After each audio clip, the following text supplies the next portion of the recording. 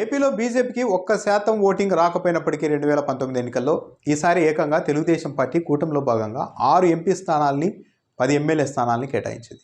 ఈ నేపథ్యంలోనే ప్రధాని నరేంద్ర మోడీ చిలకలూరిపేటలో జరిగిన 3 పార్టీల ఉమ్మడి సభకు వచ్చారు. 6 ఎంపీ సీట్లు ఇచ్చాం, 10 ఎమ్మెల్యే సీట్లు ఇచ్చాం కాబట్టి నరేంద్ర మోడీ కూటమి తరఫున చాలా గట్టిగా మాట్లాడతారు, జగన్మోహన్ రెడ్డిపై విరుచుకుపడతారు అని జనసేన టీడీపీ వాళ్ళు భావించారు.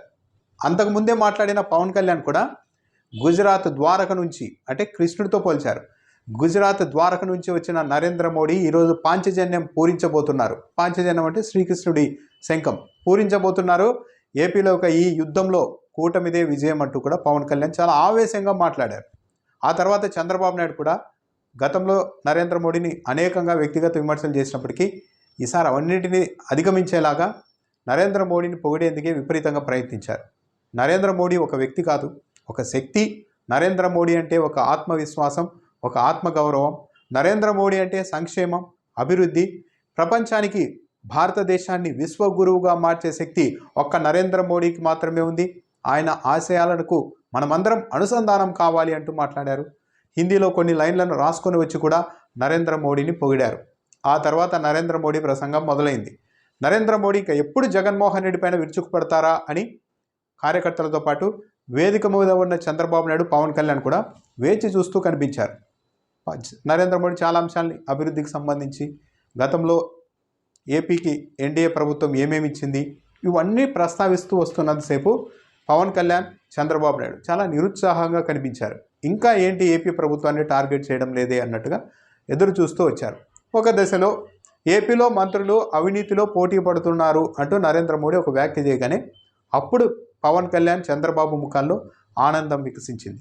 ఇక జగన్మోహన్ రెడ్డిపై నరేంద్ర మోడీ విరుచుకుపడడం మొదలైంది అని అనుకున్నారు. కానీ అంతటితోనే ఆపేశారు ఆ అంశాన్ని కూడా నరేంద్ర మోడీ. అవినీతి ఇవన్నీ కామన్గానే, తమకు వ్యతిరేక కూటమిలో లేని పార్టీ వైసీపీ అధికారంలో ఉంది కాబట్టి ఎక్కడికి వెళ్ళినా ఆ ప్రాంతీయ పార్టీలు అవినీతి చేస్తున్నాయి, ఇక్కడ అవినీతి జరుగుతోందని జనరల్గా చేసే కామెంట్స్ని చేశారు. పైగా ఏపీ మంత్రులు జగన్మోహన్ రెడ్డి పేరుని ఎక్కడ నేరుగా ప్రస్తావిస్తూ విమర్శలకు దిగలేదు. ఇక దాంతోపాటు కాసేపటి తర్వాత ఏపీలో కాంగ్రెస్ పార్టీ, వైఎస్ఆర్ కాంగ్రెస్ పార్టీ వేరువేరు కాదు, ఈ రెండు ఒకటే. నాయకత్వాలు కూడా ఒకే కుటుంబం నుంచి ఉన్నాయి. ప్రభుత్వ వ్యతిరేక ఓటుని చీల్చి ప్రభుత్వ వ్యతిరేక ఓటును కాంగ్రెస్కు పంపించి తిరిగి వైఎస్ఆర్ కాంగ్రెస్ పార్టీని గెలిపించేందుకు కుట్ర చేస్తున్నారు.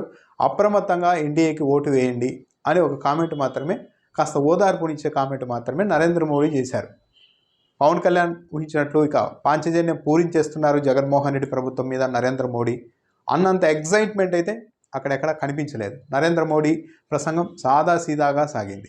తన కూటమిలో జనసేన, టీడీపీ ఉన్నప్పటికీ, అవతల అపోనెంట్ పార్టీగా వైఎస్ఆర్ కాంగ్రెస్ పార్టీ ఉన్నప్పటికీ, ప్రభుత్వంలో ఉన్నప్పటికీ వైఎస్ఆర్ కాంగ్రెస్ పార్టీని, ప్రభుత్వాన్ని, జగన్మోహన్ రెడ్డిని చేయాల్సిన స్థాయిలో, జనరల్గా అయితే చేయాల్సిన స్థాయిలో అయితే ప్రధాని నరేంద్ర మోడీ అసలు టార్గెటే చేయలేదు.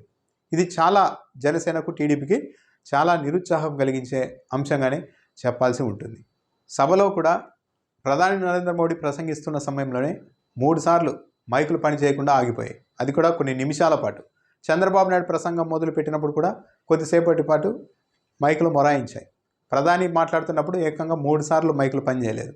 ఇలా సాగింది చిలకలూరిపేటలో బహిరంగ సభ. ఓవరాల్గా అయితే ప్రధాని నరేంద్ర మోడీ ప్రసంగం అయితే ఏమాత్రం జనసేన, టీడీపీకి క్యాడర్కి కానీ నాయకులకు కానీ ఊపునిచ్చేలా లేదు. ఈ మాత్రం దానిగా 6 ఎంపీ సీట్లను మనం ఇచ్చేసింది అని తెలుగుదేశం పార్టీ శ్రేణులు అయితే బాధపడేలాగే వ్యవహారం ఉంది. నరేంద్ర మోడీ అయితే జగన్మోహన్ రెడ్డితో, వైఎస్ఆర్ కాంగ్రెస్ పార్టీ ప్రభుత్వంతో, చంద్రబాబు నాయుడు మన వైపు వచ్చారు కదా అని చెప్పి జగన్మోహన్ రెడ్డితో ఒక స్థాయికి మించి వివాదాలు, గొడవలు, అతన్ని టార్గెట్ చేయడాలు అలాంటివి పెట్టుకోవాలి అన్న ఉద్దేశంతో అయితే నరేంద్ర మోడీ లేనట్టుగానే ఉంది.